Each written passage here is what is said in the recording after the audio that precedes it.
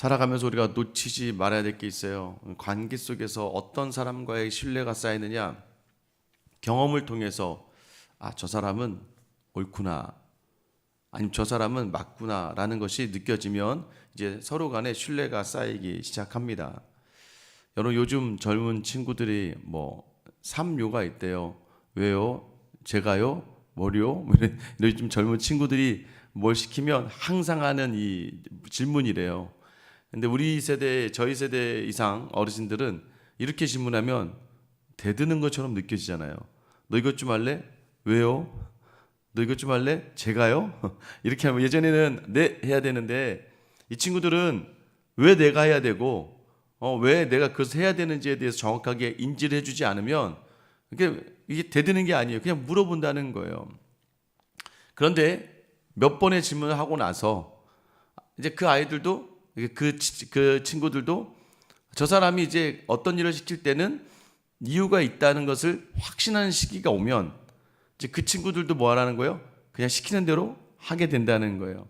그러니까 처음에는 저 사람이 날 왜 나한테 시키는가? 무엇 때문에 시키는가? 여러분, 믿음의 자리도 마찬가지입니다. 여러분도 기도하면서 함께 이렇게 묻잖아요. 하나님, 왜 저에게 이런 시간을 주시나요? 하나님, 왜 저한테 이러실까요? 왜요, 하나님? 제가요, 하나님? 제가 해야 돼요, 하나님? 이라고 계속해서 여러분 질문합니다. 그런데 시간이 지나면서 어떻게 돼요?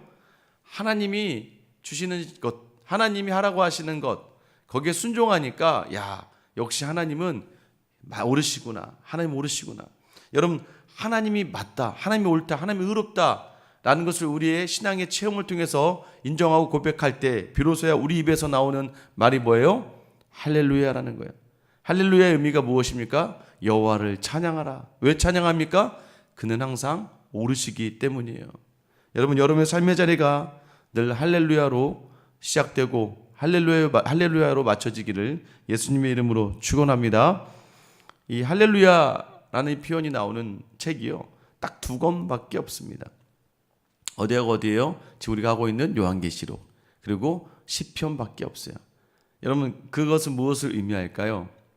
이 세상이 고되다는 겁니다. 삶이 어렵다는 거예요. 성도들이 삶 가운데서 할렐루야를 외치기가 너무 어렵다는 거예요. 할렐루야라고 막 습관적으로 이야기할 수 있죠. 그런데 그 정말 할렐루야로 외치면서 그 시작을 할렐루야로, 하나님만 찬양하겠습니다 라고 시작하고 마침의 순간에도 할렐루야로 맞춰지면서 하나님, 이 모든 영광 하나님 받아 주시옵소서 라고 시작하는 그런 대화와 삶이 그리 많지 않다는 거예요. 여러분, 오늘 19장까지 우리가 오래 기다린 겁니다. 여러분, 이 요한계시록이 정말 하고 싶었던 얘기는 바로 오늘의 이야기예요. 힘들고 어렵고 지친 삶의 자리들, 그 가운데서 믿음을 떠나고 믿음을 저버리고 믿음을 배반한 자리들, 세상에 속아요. 너 그렇게 살지 마. 조금 네 거 챙겨도 되고 네 부와 네 명예와 네 만족을 위해 살아도 돼 라고 획책하고 유혹하고 핍박하는 이 세상 속에서 발을 담그지 않고 순결하게 주님의 약속의 말씀 붙들면서 하나님을 향하여 온전히 때로는 피를 흘리고 무너진 모든 성도들에게 주시는 놀라운 일을 이야기하기 위해서 앞에 많은 이야기를 한 거예요. 그러니까 우리에겐 앞에 큰 용, 붉은 용, 짐승, 열 하나도 중요하지 않아요. 거기는 우리와 상관없는 일이란 말이에요. 거기는 이 어린 양이 혼인잔치에 참여하지 못할 사람들이 받을 진노의 자리라는 거예요. 그런데 우리는 뭐예요? 우리는 어린 양이 혼인잔치에 참여한 하나님의 참된 백성이라는 것을 놓치지 않게 되기를 축원합니다. 여러분, 그래서 읽어나가면서 아이고 얘네 어쩌나 걱정이 되는 거예요. 아이고 쟤네 어쩌나. 그러다 뭐예요? 그래, 우리는 바로 이 자리인데 쟤네는 어떡하나. 오늘 1절에 보면 이 일 후에 내가 들으니 라고 시작해요. 이 일 후가 뭐예요? 지금 바벨론이 다 멸망당했다는 걸 얘기하는 거예요. 바벨론이 다 멸망당한 후에 내가 들었다는 거예요. 하늘의 허다한 무리의 큰 음성과 같은 것이, 큰 음성이 난다는 거예요. 무서워요? 할렐루야, 여호와를 찬양하라. 왜요? 구원과 영광과 능력이 우리 하나님께 있도다. 여러분, 로마에 있던 사람들은요, 구원과 영광과 능력이 로마의 황제에게 있는 줄 알았단 말이에요. 여러분, 우리의 삶의 자리에 구원과 영광과 능력은 돈도 아니고요, 자식도 아니고요, 남편도 아니고요, 우리가 붙들고는 그 세상이 아니고요, 오직 하나님께 있는 줄 믿으시기를 축원합니다. 그래서 여러분이 할렐루야를 외치는 거예요. 능력이, 구원이, 영광이 하나님께만 있습니다. 여러분, 이게 바로 우리가 해야 될 찬양이라는 거예요. 두 번째 할렐루야 퍼집니다. 2절 3절입니다. 그의 심판은 참되시고 옳은지라 음행으로 땅을 더럽게 한 큰 음녀를 심판하사 자기 종들의 피를 그 음녀의 손에 갚으셨도다 하고 두 번째 할렐루야를 하니 그 연기가 세세토록 올라가더라. 여러분, 두 번째 할렐루야는 왜 외쳐졌습니까? 하나님의 심판이 의롭기 때문이에요. 그 의롭게 뭐예요?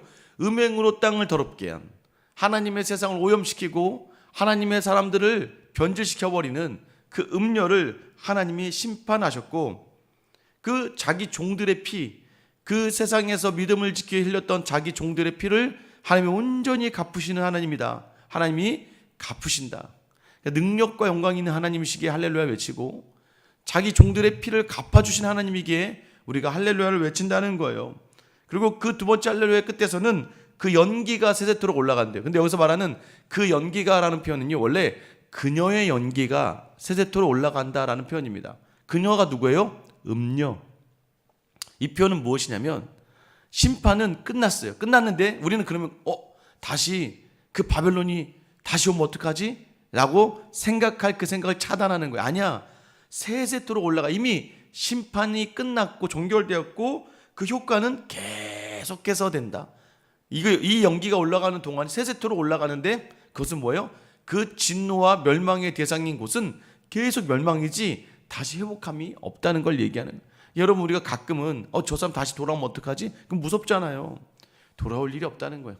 이미 너희를 핍박하고 너희를 박해하고 너희를 유혹하고 시험하던 그 바벨론, 그 세상의 우리는 이미 진멸당에 끝나버렸다는 걸 얘기하는 거예요. 그러나 다시 4절에 보면 이제는 또 24장로와 네 생물이 엎드려 보좌에 앉으신 하나님께 경배하여 이르되 아멘 할렐루야 하니, 이제는 하늘에서 24장로가 누구였어요? 신구약의 12지파 12사도와 12지파에서 신구약의 완전한 주의 성도들과 이제 하나님의 나라의 백성이 된 완전한 성도들과 네 생물이 뭐예요? 하나님의 권위와 전적인 모든 그 능력을 상징하는 그러한 네 생물이 엎드려서 이야기한다는 거예요. 아멘 할렐루야. 아멘이 뭐예요? 그러하다. 그렇게 된다. 진실로 할렐루야. 진짜로 찬양받으실 분은 하나님이시다. 하나님의 오름을, 하늘의 권위에 있던 자들도 하나님의 오름에 동의한다는 거예요. 여러분 보세요. 하나님의 사람들은요, 더 늘 하나님께 엎드리는 사람들이에요. 여러분 기억하셔야 돼요. 우리 삶의 자리가요, 마지막 아멘 할렐루야까지 살아가야 돼요. 그러면 우리의 세상에 우리의 높은 위치에 있다 할지라도 늘 낮은 자리로 엎드려지는 거예요. 여러분 믿음이 성숙하고 성장할 수 있으면 어떻게 됩니까? 제가 늘 말씀드리잖아요. 더 넓어지고 더 깊어지세요. 여러분 더 커지고 더 성장하세요. 끊임없이 우리의 성화라는 건 멈추지 않는 거예요. 성화는 계속해서 그리스도의 그 장성한 분량에 충만한 데까지 도달하는 게 성화의 자리예요. 나이가 많다고 성화되는 게 아니에요. 늘 말씀으로 몸부림치며 내게 주신 자를 두렵고 떨림으로 받고 있는가? 여러분 그런 사람들만이 아멘 할렐루야를 외칠 수 있다는 거예요. 내가 낮아지면 낮아질수록 하나님의 영광과 위엄이 세세에 넘치게 된다. 여러분 저와 여러분이 늘 하나님 앞에 무릎으로 나아갈 수 있게 되기를 예수님의 이름으로 축원합니다. 어떠한 상황에서든지 먼저 무릎으로 나아가서 겸손함으로 서서, 여러분 아시잖아요. 누가요? 하나님의 사람들, 또 세상에 뭔가 있는 분들이 능력이 있음에도 겸손한 분들이 존경을 받는 거예요. 세상 사람 다 몰라줘도 주님이 아시기 때문에 주님이 반드시 갚아주신다는 거예요. 자, 이제는 이제 예배가 어떻게 돼요? 성도들부터 시작해서 하늘의 영광, 음녀의 멸망, 그 다음에 모든 종들에게 확장되어져 갑니다. 5절이죠. 보좌에서 음성이 나서 이르시되 하나님의 종들 곧 그를 경외하는 너희들아 작은 자나 큰 자나 다 우리 하나님께 찬송하라 하더라. 이제는 모든 자들로 찬송하게 한다는 거예요. 그러자 6절에 보세요. 또 내가 들으니 허다한 물의 음성과도 같고 많은 물소리와도 같고 큰 우레소리와도 같은 소리로 이르되 할렐루야 주 우리 하나님 곧 전능하신 이가 통치하시도다. 여러분 할렐루야의 노래 아시죠? 예, 우리 찬양하는 할렐루야에서 전능하신 주가 통치하시도다라면서 막 나오잖아요. 그때 막 가장 막 크고 화려하게 모든 소리로 주님을 찬양하는, 전능의 주가 다스리시네 하면서 막 할렐루야 하면서 막 크게 외쳐지잖아요. 모든 소리가 합쳐진 소리예요. 많은 물소리 또는 큰 무리의 소리, 강한 우리의 소리 같은, 그러니까 백성이 찬양하고 하나님의 권능과 통치와 위엄이 겹쳐져서 찬양하는 네 번째 할렐루야가 퍼져나가기 시작합니다. 여러분, 하나님이 왕이심을 선포하면서 이 땅을 전능하신 하나님이 통치하신다. 이 본문을 가지고 이 할렐루야가 작곡이 되거든요.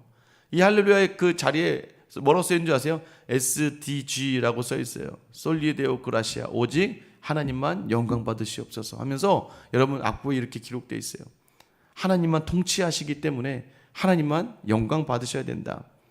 그리고 나서 우리를 어디로 인도합니까? 7절이죠. 우리가 즐거워하고 크게 기뻐하며 그에게 영광을 돌리세. 어린 양이 혼인계약이 이르렀고 그의 아내가 자신을 준비하였으므로 그에게 빛나고 깨끗한 세마포 옷을 입도록 허락하셨으니 이 세마포 옷은 성도들의 옳은 행실이로다 하더라. 이제 우리를 하나님께서 어린 양의 혼인잔치, 예수 그리스도의 혼인잔치로 우리를 이끌어 주시는 거예요. 조건은 뭐예요? 깨끗한 세마포 옷을 입어야 돼요. 이 옷은 누가 주신 거예요? 우리가 주홍빛 같은 진홍빛 같은 그 죄를 예수 그리스도의 피로 씻기어서 우리에게도 흰 옷을 입혀주셨죠. 그게 바로 깨끗한 세마포 옷이에요. 그리고 이 세마포 옷은 성도의 옳은 행실이라는 거예요. 옳은 행실은 딱 하나예요, 여러분. 우리가 세례를 받을 때 고백하는 것처럼 예수가 나의 주님이십니다. 부족하고 연약해도 이 고백으로 살아낸 사람들이 바로 옳은 행실의 세마포 옷을 입은 사람이라는 거예요. 그죠? 우리를 보면 우리는 그럴 수 없는 죄인이지만 우리가 그럼에도 불구하고 예수의 이름을 부르며 이 땅에 부족과 연약이 있고 때로는 실수가 있고 너무나도 하나님 보시기에 민망하고 창피한 일들을 많이 하며 살아가는 성도라 할지라도 우리의 끝자락에 늘 예수 그리스도의 이름이 불려진다면 여러분이 모두가 다 옳은 행실로 인정받으며 세마포 옷을 입은 주님의 신부가 되는 줄 믿으시기를 축원합니다. 그리고 나서 19절에 보세요. 천사가 내게 말하기를 기록하라. 어린 양이 혼인잔치에 청함을 받은 자들은 복이 있도다. 혼인잔치에 청함을 받은 사람이 복이 있다는 의미는 무엇일까요? 이 어린 양 혼인잔치에 참여받지 못하는 사람들이 더 많다는 걸 이야기하는 거예요. 왜? 여러분, 극소수니까 복이 있다는 거지. 뭐 다 들어가면 이걸 복이라고 하겠습니까? 다 들어가면 뭐 모두가 가는 건데, 그게 아니라 어린 양이 혼인잔치에 청함받는 자들은 복이 있다 하고 내게 말하되 이것은 하나님의 참되신 말씀이라. 여러분, 이 어린 양 혼인잔치 하면 생각나시는 게 있죠. 요한이 유일하게 사복음서에서 요한이 예수님의 첫 기적을 무엇으로 기록합니까? 혼인잔치에 물을 포도주로 바꾸는 기적이라고 얘기해요. 요한복음 2장에 등장합니다. 여러분, 요한이 굳이 이것이 예수님이 이 땅에 오셔서 첫 번째 이루신 기적이라 라고 얘기하면서 혼인잔치의 비유를 이야기하세요. 혼인잔치 이야기를 하십니다. 그 물이 뭐였어요? 정결케 하는 물. 그러니까 사람들 더러운 손과 발을 씻는 물이란 말이에요. 그런 것 같은 우리가 포도주처럼 귀하게 쓰임받는, 그리고 너무나도 아름답고 맛이 있는, 그리고 무엇이에요? 그 끝에서는요, 사람들은 몰라요. 사람들은 알지 못하더라. 오직 제자들과 물을 떠온 하인들만 알더라. 순종하며 그 자리를 감당하는 하나님의 사람들만 아는 거예요. 어린 양이 혼인잔치에 참여받는 자들은 이 땅에서 때로는 연약하고 부족하고 미천하지만 그러나 예수를 주로 고백하고 그 예수의 말씀을 붙들고 순종한 사람들. 그러니까 요한이요, 왜 혼인잔치냐면 이 혼인잔치가 마지막 우리에게 가야 될 길인데 예수님이 이미 첫 자리에서 그 혼인잔치의 기적을 보여주시면서 너희가 가야 될 어린 양 혼인잔치, 영원한 천국의 자리를 이미 보여주고 계셨다는 거예요.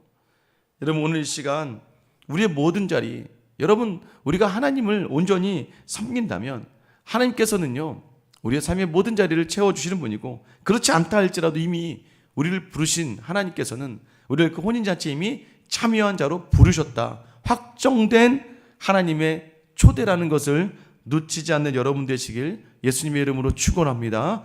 여러분, 오늘도 여전히 심판과 같은 세상의 삶 속에 우리가 살아가요. 가라지와 함께 섞여 살아갑니다. 그러나 반드시 심판의 때가 오는 거예요. 심판의 때가 올 때 하나님께 청함받지 못한 자들은 멸망의 진노의 자리지만 우리는 하나님께 할렐루야를 외치며 마음껏 살아가는, 하나님께 영광 돌리며 하나님만 기뻐하시는 참된 신부의 자리라는 것을 여러분 놓치지 않게 되기를 축원합니다. 오늘도 그래서 마찬가지예요. 이미 얻은 거라니까요. 이미 얻은 건데 왜 얻지 못한 사람처럼 살아가냐 이거예요. 당연히 오늘 현실 앞에서는 그래요. 그 현실은 여러분 무엇입니까? 영적 싸움에서 보면 자꾸 여러분이 다 가지고 있는 사람인데 낙심시키는 사람들이에요. 낙심시키는 세상입니다. 낙심시키려고 하는 환경이에요. 여러분, 우리가 이미 이긴 줄 믿고 이미 혼인잔치에 참여한 그리스도의 거룩한 신부라는 것을 알고 오늘 행하는 모든 자리에 여러분 할렐루야로 시작하세요. 일을 시작하기 전에 할렐루야, 하나님 오늘 하루 하나님만 찬양 받으시고 제 삶을 통해 하나님 영광 받아 주시옵소서. 여러분은 마지막 자리에서도 할렐루야를 외치세요. 하나님, 오늘 이 모든 일의 끝에서 비록 내 뜻대로 되지 않는 자리도 많았지만 오직 하나님만 영광 받아 주시옵소서. 왜냐하면 능력과 권세와 영광이 주님께만 있고 주님은 늘 오르신 분이었고 하늘의 모든 권세자들도 무릎 꿇을 만한 아멘 진실로 이루시는 하나님이시며 늘 모든 세상을 통치하시는 참된 하나님이시고 우리를 혼인잔치로 불러주신, 우리와 아무 상관없는 분이 아니라 우리를 그 어린 양의 피로 깨끗게 하여 세마포옷을 입히고 우리를 그 혼인잔치에 참여시키시는, 너무나도 우리를 사랑하시는 하나님이시기에 오늘 하나님 홀로 영광 받아 주시옵소서. 이 할렐루야를 마음껏 외치며 나아가는 귀한 하루가 되시길 예수님의 이름으로 축원합니다. 기도하겠습니다. 사랑의 하나님 아버지, 오늘도 여전히 암담한 현실 앞에서 기도의 제목을 산적해 가지고 와 주님 앞에 내어드리려다가 오늘 이 말씀을 마주하니 너는 이미 이긴 자다. 너는 이미 승리한 사람이고 너는 이미 어린 양의 혼인잔치에 참여한 사람이다. 이미 우리에게 생명 주셨고 영생 주셨고 다 주신 하나님을 놓치지 않는 우리 모두가 되게 하여 주시옵소서. 이 땅에 우리를 조금 불편하게 하고 우리를 조금 예민하게 하는 결핍과 부족, 또 세상의 압박과 박해, 또 때로는 비교하며 무너지는 자리들에 우리가 주저하지 않고 이미 얻은 그대로 이 할렐루야를 마음껏 외치며 나아가는 귀하고 복된 하루를 살게 하여 주시옵소서.